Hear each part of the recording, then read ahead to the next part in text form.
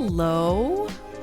Welcome to the Self-Consciousness Podcast. This is the halfway point, folks. 26 episodes in. Not bad. Here at the Self-Consciousness Podcast, we are so thrilled that you chose to be on this road with us. Your ears, your focus, and your attention are important, and we appreciate this connection. You are like family. Yes, you are. You adorable, beautiful thing. On today's episode, I bring back Carla Ortiz of Sparkling Carla, and we talk about astrology, the importance of tools, and why everyone should start to educate themselves on the zodiac. Carla is a dear friend, and I really hope you enjoy. Please go ahead and subscribe to us on your favorite podcast platform. We can be found on Instagram at the Self-Consciousness Podcast. And you can find me, Jennifer Way, at jenniferway.com. That's W-A-I. Thank you so much for joining us. Hi. Hi. Let me start the video. Hi. I need a coffee. I'm like crashing for some reason. Hi, Carla. Hello. Welcome back to just talking to me this time. Hi. Hi. Here we are the day after. First of all, we haven't even caught up as friends, really. No. And I was like, I'm just going to schedule you in to record a podcast episode so that our friendship checkup this week can be for posterity. Welcome to our life, everyone. I know. These are the excuses. These are the stories we tell ourselves. I have to schedule this in because I'm just swirling around in time, not knowing what day it is, not knowing what's going on with me or anyone else. So it's hard to get my bearings. I wanted you to come on the show. I'm going to stop babbling. I wanted you to come to the show because there's a lot going on astrologically. And I always feel like I throw my hands up with astrology, but it's time for me to just know it. It's time for everybody to just kind of know it. So, yes, that's me nodding, everyone. I was like, yes. Yes, for sure. I mean, do you feel like you use astrology pretty regularly, both for yourself and for other people? Yes. I mean, most recently I started learning more and more about it. I've always been interested in it. So it has always been part of my life. I have astrology books since I was in high school. But the bigger picture of astrology, I guess I was not ready then to understand that, I guess, because I really did try. I was but I felt it was so confusing, and it still is. It's a lot of information. But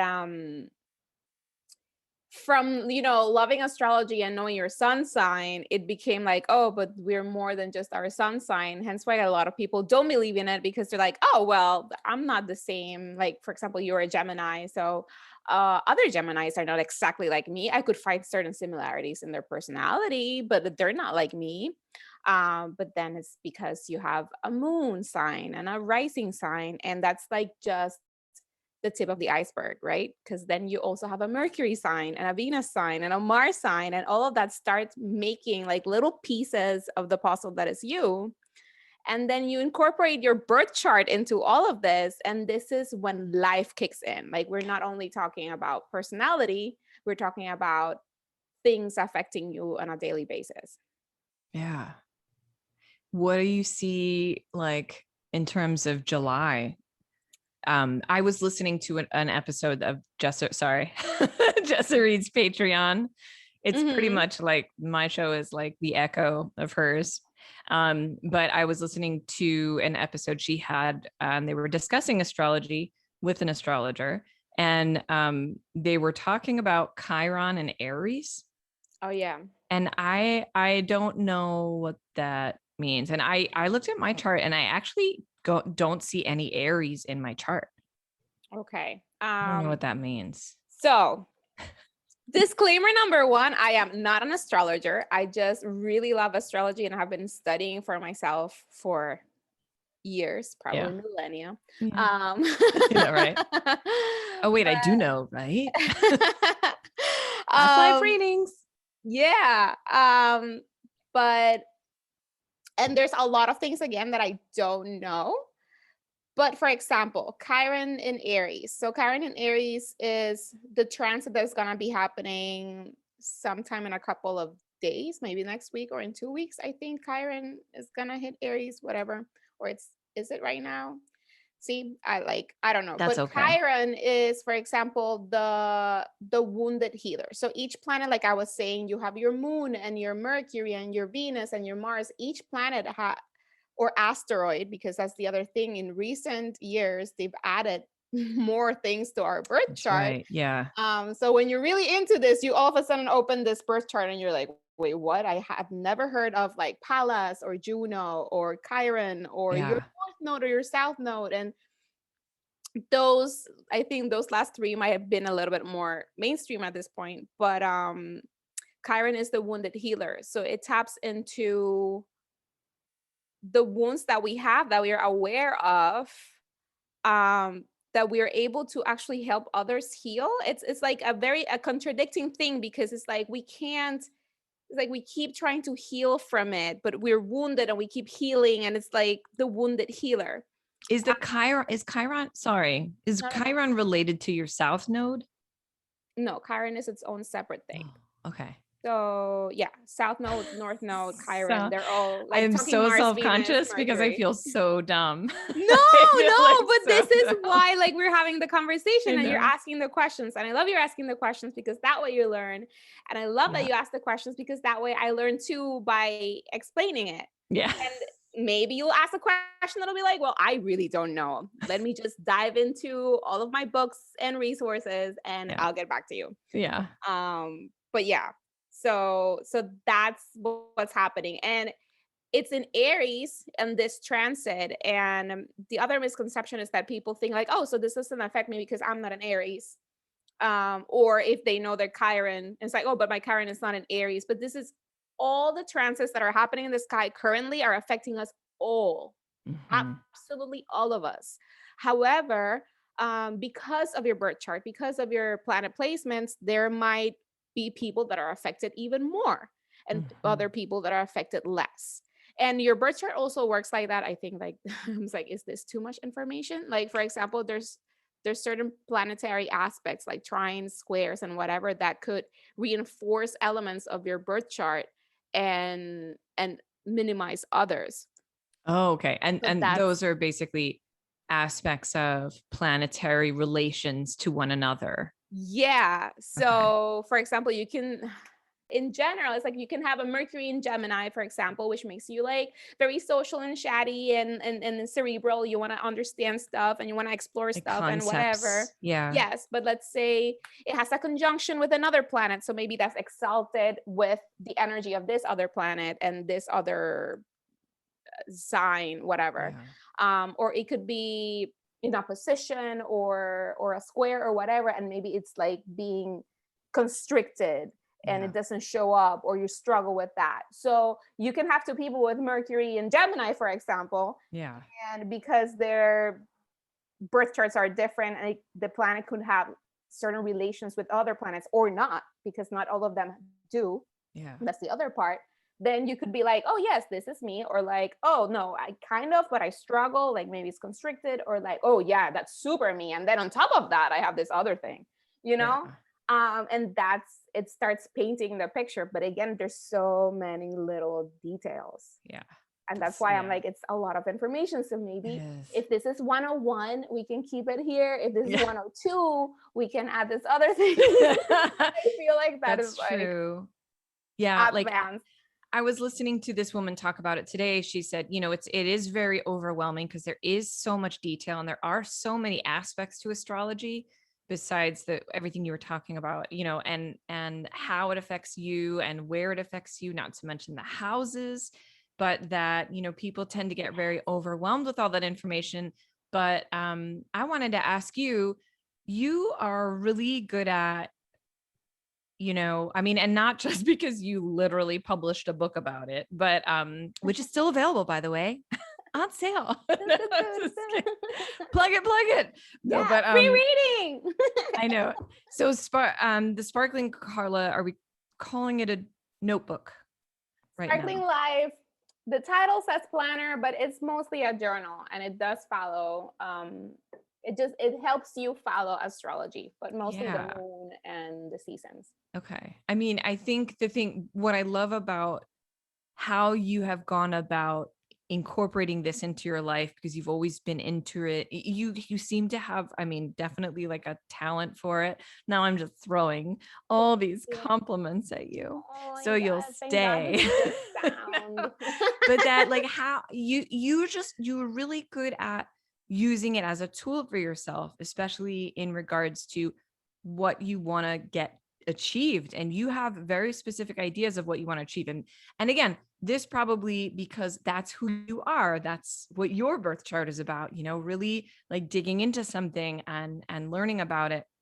And I think for me, I tend to get, and I've told you this, I tend to get overwhelmed with the information, and I know that I'm super impressionable, so that if I read something about my day, let's say, because I'm a super duper Gemini, but like if I read something about my day, whether it's a daily horoscope or something, and then and let's say it's a shitty thing, and I'm like, oh, and then it sort of that affects my day. And so for me, I have to kind of stay away from it for the most part, because I know it'll get into my head, and it will actually speak to me in a way that I adjust my day to reflect back what I read, even if I know I'm not supposed to be doing that, So how do you manage not letting it dictate? I think your perspective, and we've talked about this before, is really cool. So for me, it's mostly about confirmations again. And this is like a phrase that is thrown out there a lot, especially in spirituality and wellness. Take what resonates and leave the rest. So for me, a lot of things, and then it's connecting different sources of information with, oh my God, this is kind of the same thing that this said, and this said, and this said, and this said. And it becomes like confirmation if you're feeling it in your life. And that's the thing. It first needs to come from you. Like, oh, I am experiencing that. I am feeling that way. Oh, that resonates because I kind of needed that message, because I'm going through these things, because that kind of reflects a little bit of what I'm going through. So yeah, mostly these days, and I think that's where I've been like blowing my own mind, and I guess the universe has been blowing my mind, is following. You definitely blow my mind, Carla. If I could speak words. I know. It's like, isn't Mercury retrograde over? I know. It is. Actually, people, it is. The shadow is done. I was so happy. Freaking what? July 7th was the last day. I mean, and I think what I learned today from listening to that other podcast was that, like, if a Mercury, like when something is happening astrologically, and it's really important to kind of look at your chart and see how it relates to what's happening. And the fact that I'm a double Gemini and Mercury is like my jam, seems like that's where my consciousness hangs out most of the time, or goes to deal with itself. That's what it feels like. Everything is kind of through that perspective, and I have to pay attention to retrogrades for me specifically, because because Mercury is such a big part of my chart. Yeah. Mercury retrogrades might affect you. A little bit more than others because of your Gemini. And going back to your confirmation thing. Sorry. Yeah, but that's also like this Mercury retrograde, I think collectively was a shit show. Pardon my French. Because I usually don't feel them that much. And this one was like, what? Enough. Okay, just cut it. Cut it. To the point that even the shadow was a struggle to just like navigate. Like, oh my God, is it done yet? Are we there yet? Please. It was bad. I mean, as an example, 5 hours at an airport. Oh, that's right. I remember that's just a teeny tiny example of all the things. that went kind of like wrong, and that's all like travel, communication, point A to B, whatever. But yeah, because you're a Gemini, that probably affects you a little bit more. Also, what we were talking about, you can pinpoint the areas that it might affect more in your birth chart. So when any transit starts, it starts at a certain degree of a sign. So for example, bringing it back to your first question, Chiron in Aries. So this new moon in Cancer, which is currently happening, so I guess that's a more timely example. Yeah. So technically it was last night, but we're still transiting it. I figured. And some people might actually have it today because of time differences and whatever. But it's happening at 18 degrees of Cancer. So new moons, first thing, they always happen on the sign that we're currently transiting. So if it's Cancer season, the new moon will be in Cancer. What does transiting mean? Transiting is like, we're moving, like where they're moving. Where the planets like transit, are moving? like literally like. Does it mean their road? Like their path? Their trajectory. Their track? Yeah. Okay. Like their transit. Like I mean, I could they... figure. I mean, I figured, but I think I just never. I'm like, I keep hearing the word transit, and it doesn't hit for me because I'm like, I don't understand the complete. But I think I do. Anyway, go ahead. It's like, it's what path they're taking. So this transit includes this and this. So it's transiting, the moon is currently transiting Cancer. And new moons always land on the sign that they're currently we're currently in. So we're in Cancer season, the new moon will be in Cancer. However, it's not that the moon always stays in Cancer. The moon changes signs every 3 days. Okay. So in like 2 days, it's gonna be in Leo. Okay. But for the actual new moon, it always lands on the sign that we're at. And it clicked in at 18 degrees of Cancer. So if you go to your birth chart and you find 18 degrees of Cancer, and this is like, I guess, another confusing part, because people analyze this as, because Cancer then is like my sun, right? Or is it the other planets? And we're talking about the houses here. Each house is ruled by a different sign. So technically we all have all signs in our birth chart, because each house rules one. So each house is ruled by one sign, but your birth chart specifically is done in a way that is, you have specific signs in your houses. So am I explaining this correctly? Yes, you're totally explaining it right. And it's like, it's perfect and beautiful. Like right, my first house is not ruled by the same that your first house is. You know, it shifts. But in general astrology, the first house is ruled by Aries. The second house is ruled by this. But in your personal chart, it switches, right? Okay. So I have mine. So I'm going to use myself as an example with everything. Just because I have it in front of me, not because I like talking about myself. And even if you did like talking about yourself, that's what I'm here for. I love talking about myself. I think it's pretty safe to say we all love talking about ourselves. We all like talking about ourselves, right? But when it's like information back and forth, it's sometimes weird to be like, because this about me, but it's the only information that I have to set examples for others. When I do this in readings too, it's like I bring it back to myself to connect the story and connect with the person, because my own experiences are the ones that connect with yours, you know? Yeah. So for example, 18 degrees in Cancer lands on my 6th house, right? And the 6th house, it rules daily routines, my day job, my wellness. So pretty much this new moon in Cancer, which is already a very nurturing sign. And in general, this is the other part. Cancer rules, again, family, home, the mother, how you take care of yourself, the house, whatever. So if you want to do like a new moon ritual in Cancer, those are elements to consider. Like, I don't know, maybe clean the house, organize the house, that new fresh energy, your home, take a bath, because it's a water element, but also because you're taking care of your body, like work out. Things that, make a meal that is healthy and full, not like, you eat whatever that you find. There's this energy of the mother, of the Like home, of the nourishing. family, and yeah, ancestry, Yeah. all of these things. That's the Cancer energy.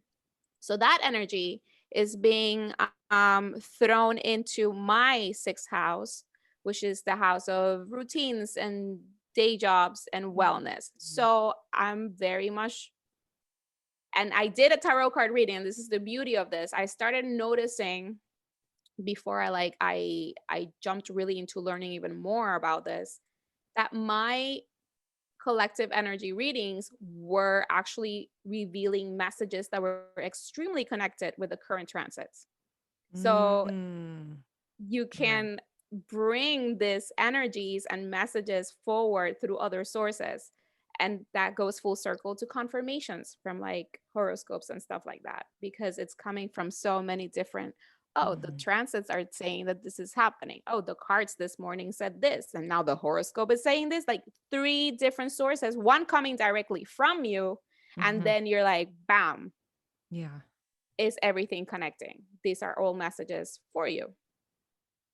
Yes. So yeah. I So love that. I think I have your birth chart, so I can pinpoint. I get so excited. I was I'm that that day. person who's always like, my turn. Yeah, Do me next.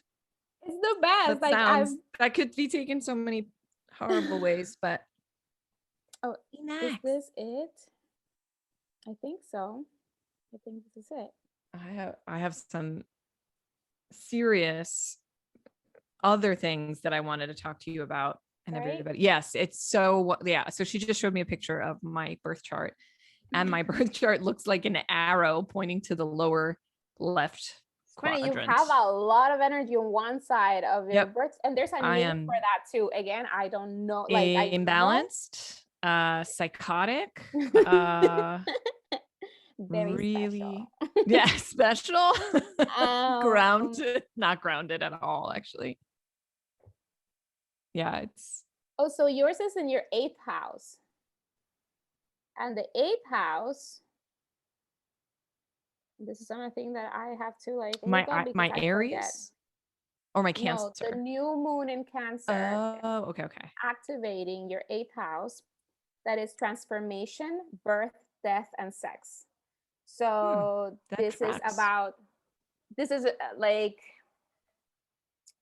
that energy of transformation, like a butterfly, like you're the death of the caterpillar in order to be reborn as the butterfly. Totally. And so yeah, and then Yeah. you bring that energy of the moon, of Cancer, like nurturing that. Yeah. So are we getting the good I gotta silk get my for your roots done. cocoon? Like, it's so hard to get your roots done during the summer because all the hairstylists are off. No, but go ahead. But yeah, it tracks. So that's what's activating for you. Yeah. So many. It's so insane how many parts of my life that touches, which you know about, the personal ones I won't mention. But it's like, yeah, that's what I really do love about it. And I think I always felt super confused by all the information, so I definitely pushed it away because I'm when it's very hard for me to understand a new concept that is coming from outside of me, which is why I literally shut down for like 3 years and was like, I'm not going to watch anything except for like maybe a small handful, and I'm going to only like get it from myself. But speaking of death, there is one thing there's a couple of things I wanted to kind of throw into this conversation that I've been sort of chewing on this week. And one of them has to do with videos that I've been watching by Gigi Young, which I've talked about a little bit. I sort of touched on it. And she is doing these like 3.5-hour lectures. You can find them on YouTube on her channel. And a lot of the information that she's talking about has to do with the planets, about what they are actually. And I think anyone who's familiar with astrology, like, this isn't a surprise. She explains it on a new level of understanding and existence, because what each of the planets are, in effect, are representations of Earthlings' consciousness. So every planet that's in our solar system is, in fact, a version of Earth, is a representation of our consciousness during a time, a certain epoch, where the Earth did split and there were divergent timelines, and that whatever we learned kind of gets stored in the density, or it's two different things, but the dimension of the planets, and how what they, and everything in astrology like lines up with kind of what she was saying. And it just kind of blew my mind, like, and that everything that we interact with, including like aliens or whatever, are in fact all just interdimensionals, and they are beings that all have an origin as humans. Sorry if you're hearing this again, because I think I talked about it the last two episodes. And I actually talked to Jessa Reed on Thursday and talked to her about this too. And she was kind of like, yep, that tracks, because there's a lot that is going to start changing in astrology, and everyone is going, we're going to get to a point like in the next 5-6 years. I had this sort of thought, in 5 or 6 years, or maybe 8 years, whatever this time period is of us rebuilding, right? Yeah. Or after this split has been done. 2027. Yeah, 2027. I think we're going to wake up one day and be like, God, remember when we didn't consider astrology a real thing? Remember when astrology, or the study of the planets and our consciousness, that sort of like understanding the relationship, that everyone now can understand it for themselves. Remember when we didn't know that? We didn't have those tools. And I was just imagining like we're headed there, you know, that the understanding of what the planets are and what they mean for us and for each of us. And it was hard for me to really wrap my head around the concept. But the one thing, and I don't know if I mentioned this before, but the one thing that for me personally resonated, because it's all about how it affects you, was that after my mom died, I had only a handful of dreams where she came to me and I understood that it was real. You get to a certain point, and I think if you're familiar enough with meditative practices or anything like that, you know, or channeling or whatever you want to call it, you can get to a point where you know when a dream is real-ish or your brain just downloading, you know, a bunch of junk that it needs to process or release from the day. And I remember very specifically she was talking about the planets, and I was like, wow, Mom, it's just like, because in the dream it was like I knew she was dead, she knew she was dead, and she was telling me about what she was experiencing, and she was talking about the planets. And I was like, whoa. I remember being like, my mind was blown. And as I was waking up, I was like, I need to remember all this. Of course I couldn't remember any of it, but the last thing I remember, I woke up literally hearing her say, when Mercury begins its transit. And it just really it meant a lot to me, that dream. Even looking back now, I'm like, she was experiencing and learning kind of what they really are to us, and what these planets really are to us, that they are manifestations or representations of an aspect of Earth's consciousness at a certain point in time, in a certain point of our development. Because we're in a multiverse. So of course there's an infinite number of Earths out there, and a lot of the beings that visit us are beings that started out as human, found a way back in, and need to anchor themselves on this planet because they're parasitic. But then there's the beings that are on the higher scale, not on the higher scale, but that are more expanded because they are humans that achieved that level of expansion or evolution, and they're coming to help as well. But it's all just humans kind of interacting, and that right now we're in the 4th density, and it doesn't feel like we thought it would feel. And she dropped another bomb 2 nights ago in one of her Patreon episodes. If you're not on Jessa Reed, not Gigi Young, on Jessa Reed's Patreon, I really recommend it. She has a very reasonable sort of monthly price. But she basically was like, all right, you guys, I got it. I got the download. This is what happened. We all died in 2020. This is like an episode of Lost. I was like, wait, what? But like, because I was talking to her about this on Thursday before she's been talking to a lot of people about this. It's like, we are experiencing this strange energetic field of disconnection, of almost disappearing or not existing. I don't know. I keep telling everyone we are all like transforming. Like we are all being reborn. And trying to explain to everyone that this is not like how I feel it, and how I feel to explain it is, this is not a little shift. This is not like, oh yeah, I got a new job, or like, oh cool, I lost like 10 pounds, or like, oh yeah, different, yo. Like, no, this is, you are a whole other human. Yeah. And this is what's happening. And we're in the transition of it. We're not, it's like an upload. You're uploading the program. And it's like, dun, dun, and I feel we're almost done. Yes. It's a new game. We're still, and again, that transformation is full on for everyone, but it's mostly attached to certain areas of your life more than others.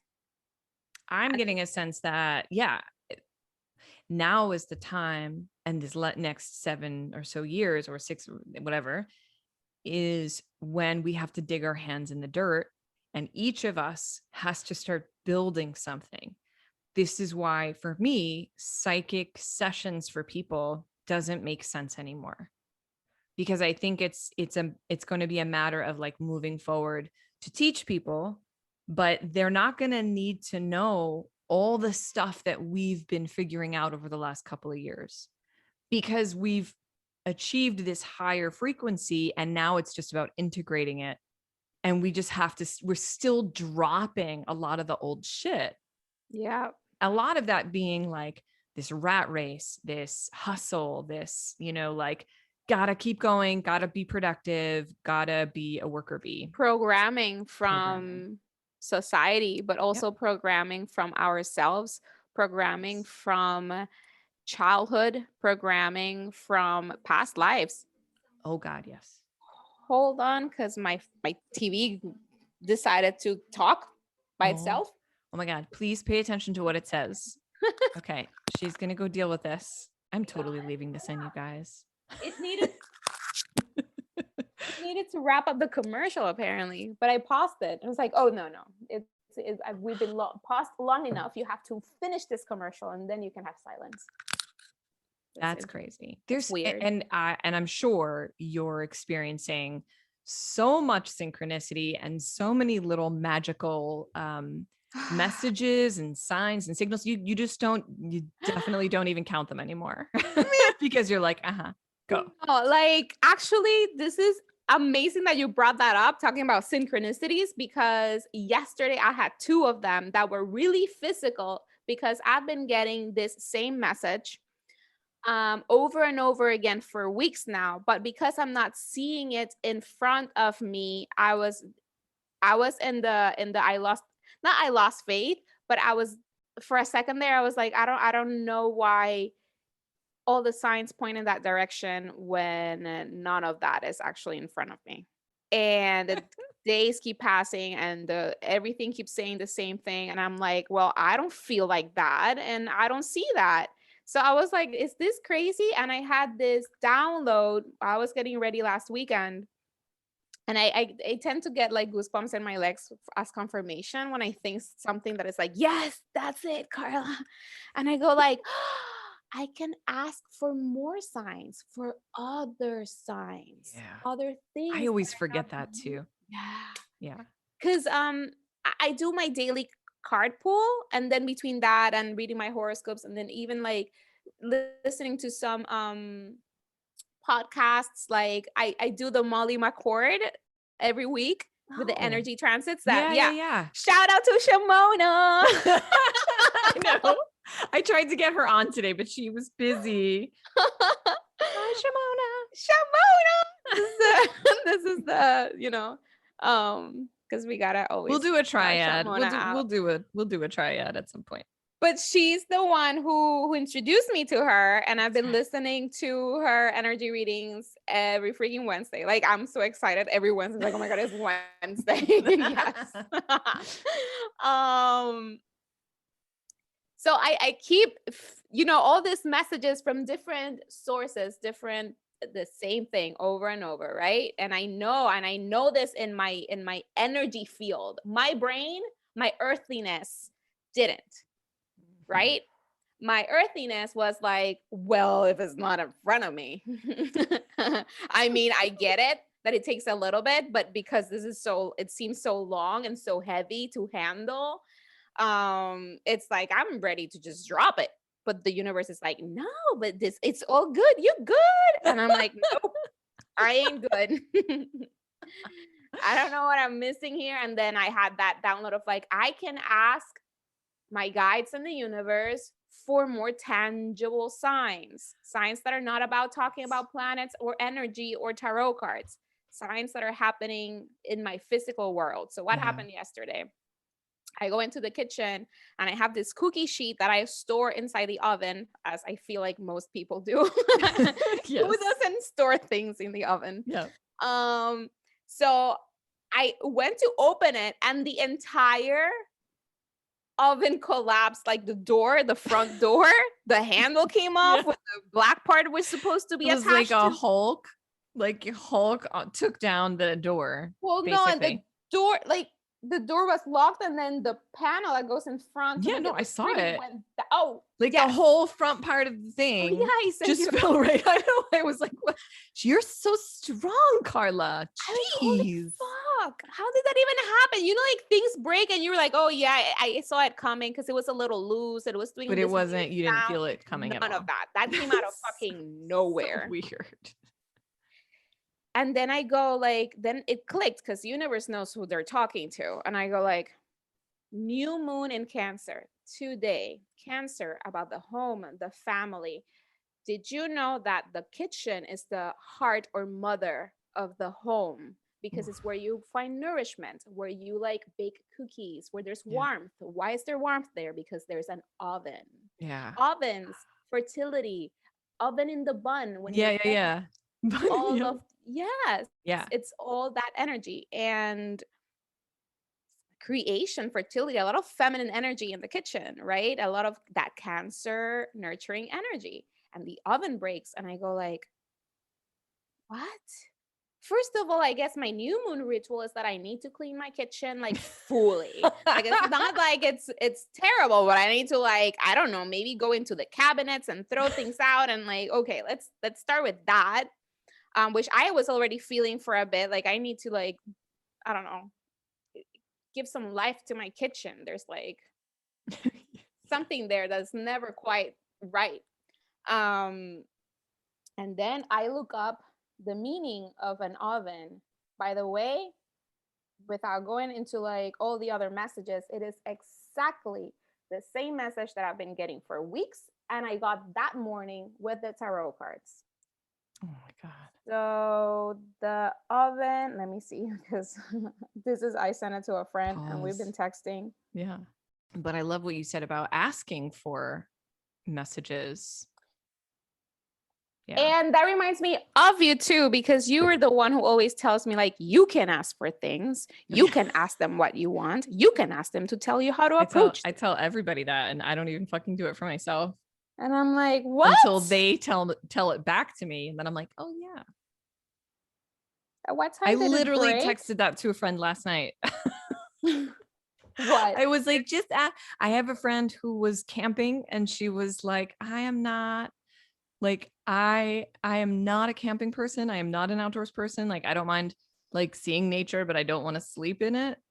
And she was like, just really nervous. And I was like, just ask for it to be like peaceful and like, and I could hear her silently being like, oh, fuck, for fuck's sake. But it was just like, yeah, you can ask to have a peaceful sleep. You can ask to make sure you have a restful sleep. And you can also ask to see signs. You can also ask to be reassured in ways that you can understand. Okay, so I found it. It's funny because I see the text messages and apparently I was doing other things. My brain did not download that information immediately.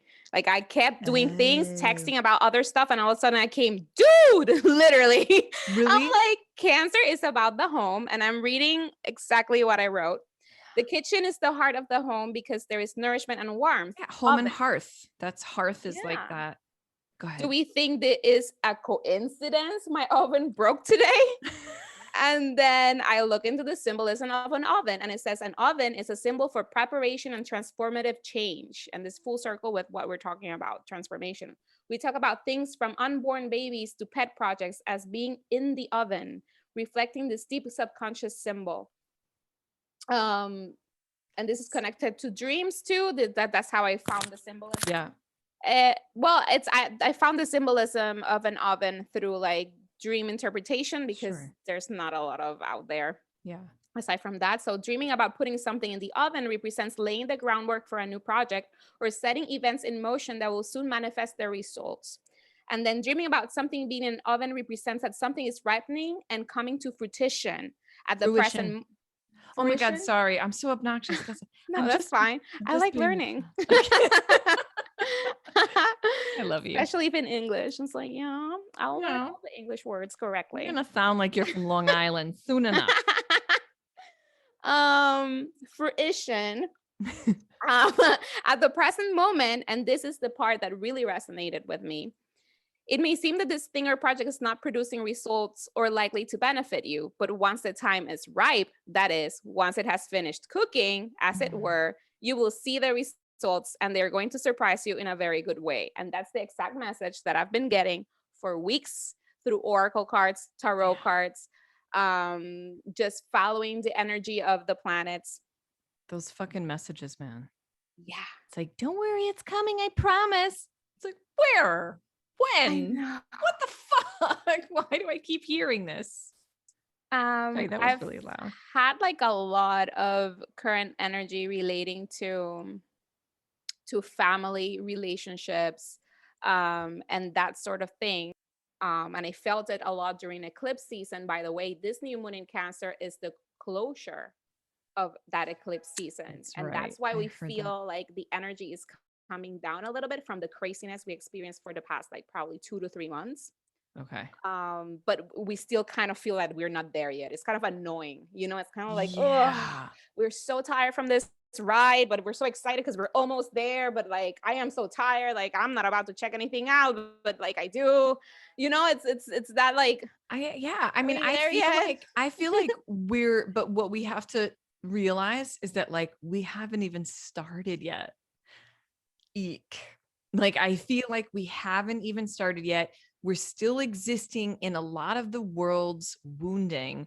And I feel like we're at a point where we're just trying to help each other up out of it, but that we can't put pressure on ourselves to have a project done and finished and out there, or have you right. Isn't that kind of also the energy? It's like, this is going to be feelings. This is going to be like, whoa, slow the fuck down. Like we really need to kind of pay attention to ourselves in very particular ways and experience what is coming up for us, like fully, like sit in the experience of it without, you know, and also really being in and with our own energy. I can't do stuff anymore. Like my husband took my kids to like the state fair, and I was like, bye. It was like, have fun. I'm gonna stay. Yeah, I was like, I'm gonna stay home because I finally have balls now, and those balls are like, so 6 feet radius around me. I don't want anyone. I don't want to feel anyone's energy unless like I'm married to you, or I gave birth to you, or you're one of my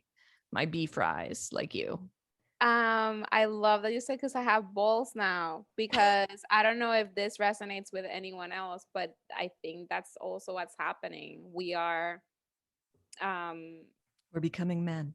So I also grew balls like this week. I did something in relation to this energy that's been like brewing around that I don't think I've ever done, and feels really scary. Yeah. Like unfamiliar. Yes, but then I did it, and even though it seems counterintuitive right? It was such a counterintuitive action. And hence why I've never taken it before, because I operate from a, this is what I want and this is how I feel. Why would I be doing the opposite of that?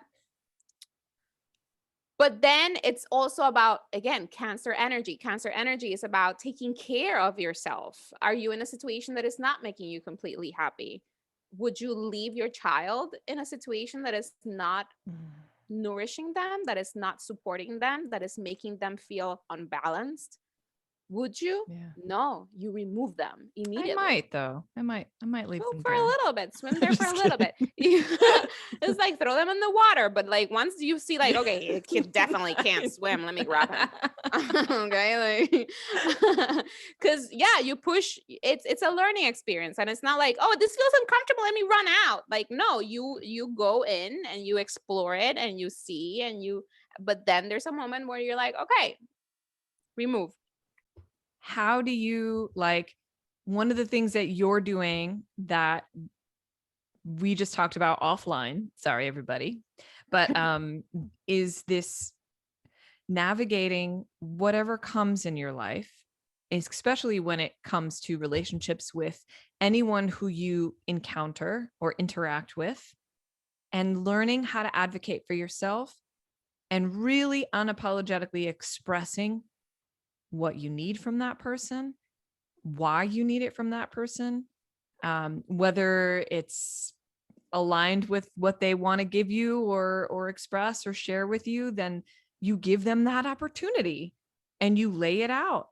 And then, and then you either move forward or you don't. And I think it's hard because we are a group of people, and I think everyone listening to this can relate. I think if you're listening to this, you're part of this group of people who are actively working on themselves, working on their internal cosmos. And the best way to kind of discover oneself is to go through that healing, yes, but to also establish boundaries in a really in a realer way than ever. Like in a more really like, and getting to that point where you're giving these amazing communications with people, written communication, verbal, whatever it is, where you are very consciously advocating for yourself and your needs out of care. That's self-care.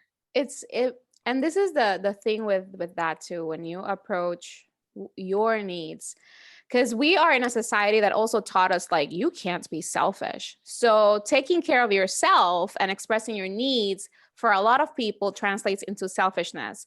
And that's actually the whole opposite, because when you're advocating for yourself, you're actually advocating, for example, for the relationship between you and that person.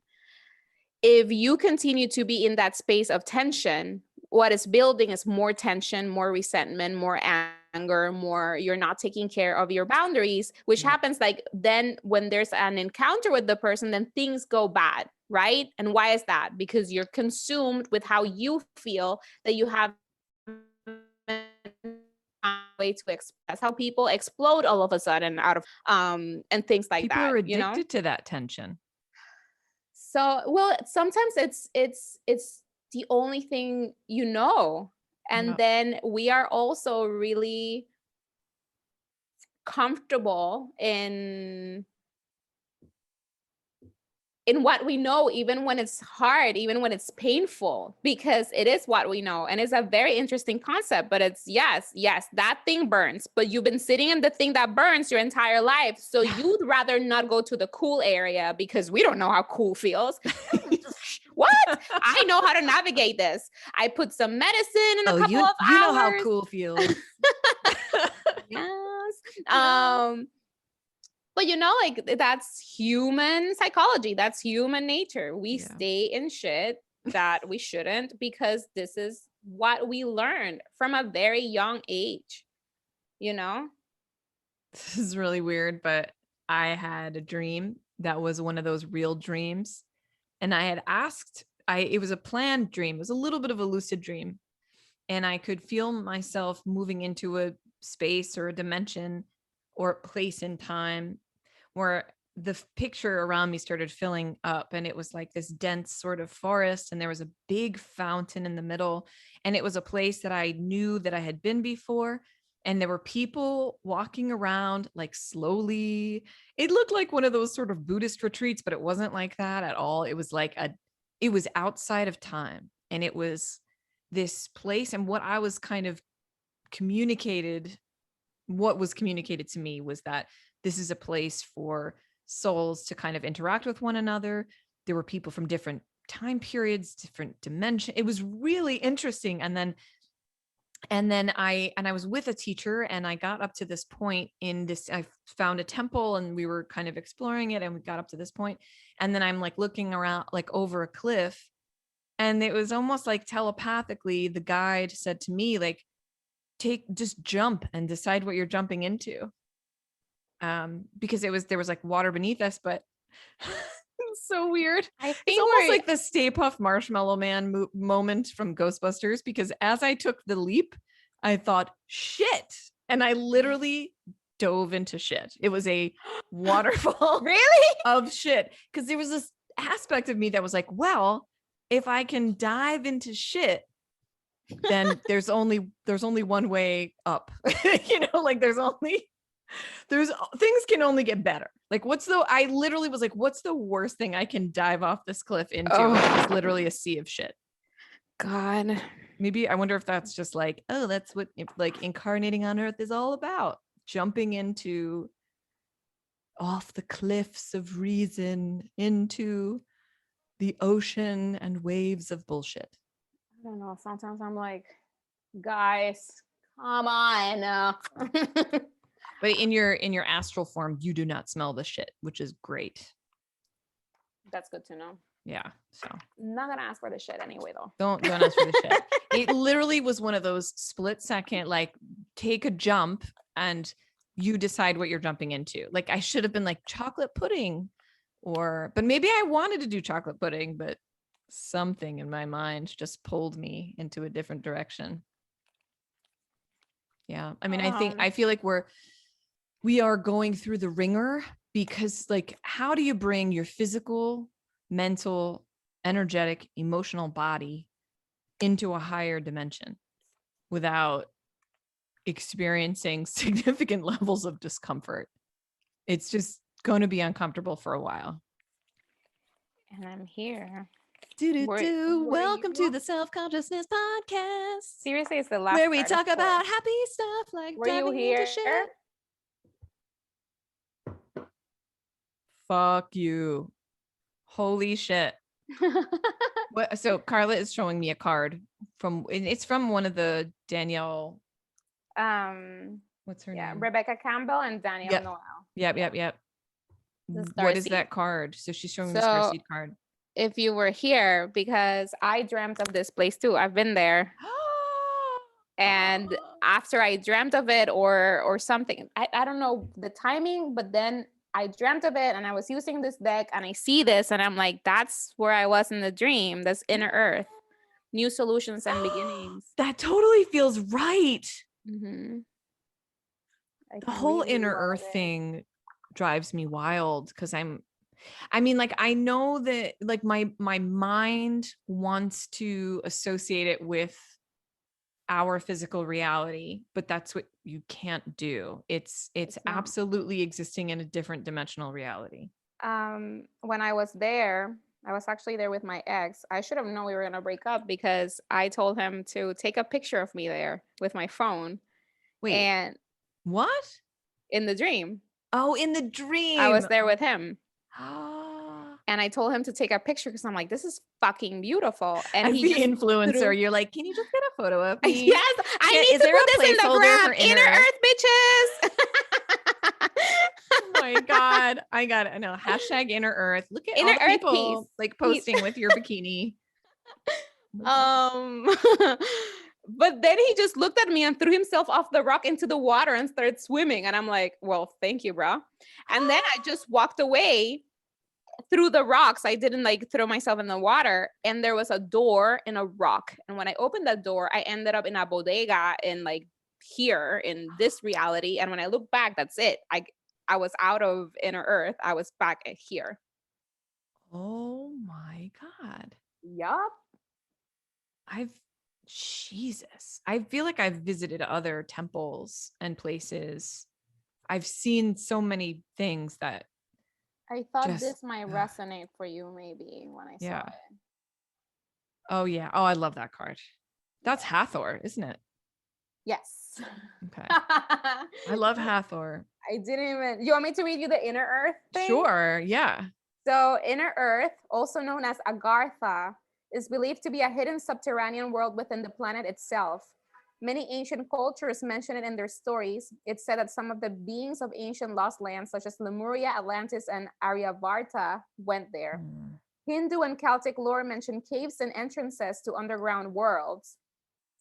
Tibetan Buddhism refers to the secret mystical city Shambhala, which is thought to be located in the Himalayas.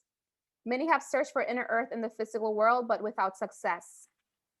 So the mystery continues. Is it a place that exists in the physical or in another level of consciousness? There are solutions beyond what you can perceive, surprising outcomes to your problems and situations. And I guess this is where the interpretation of the card comes in. But that first paragraph is the description of that place. That's so insane. Well, I love you. No, you too. And I think, I do want to emphasize that Carla can be found at sparklingcarla.com, and you can find her on Instagram at sparklingcarla. I love you so much. I love talking to you. And we're going to continue talking after I press after I stop the record. Bye, everyone.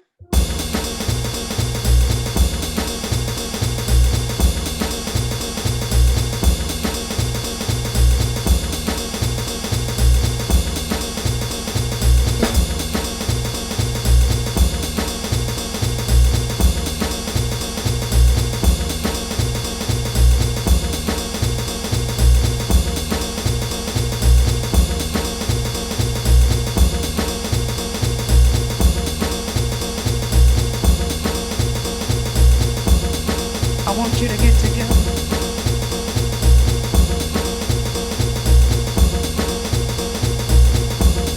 I want you to get together.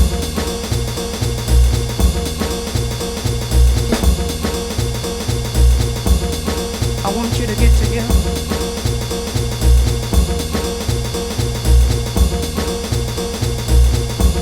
Put your hands together one time. I want you to get together. I want you to get together.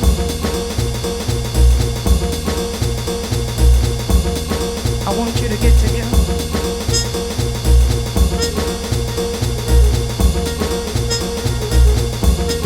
I want you to get together.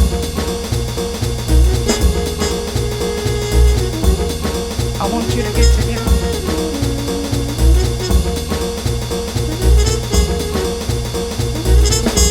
Put your hands together one time. I want you to get together.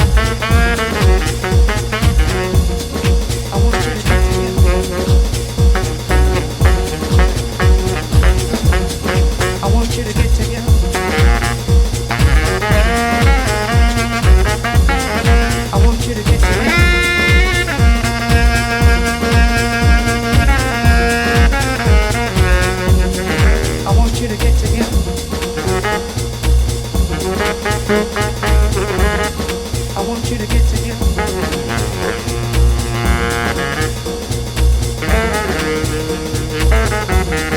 I want you to get together. Put your hands together one time. I want you to get together. I want you to get together. I want you to get together. I want you to get together.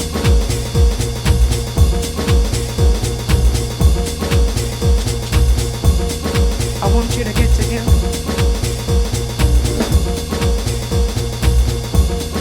I want you to get together.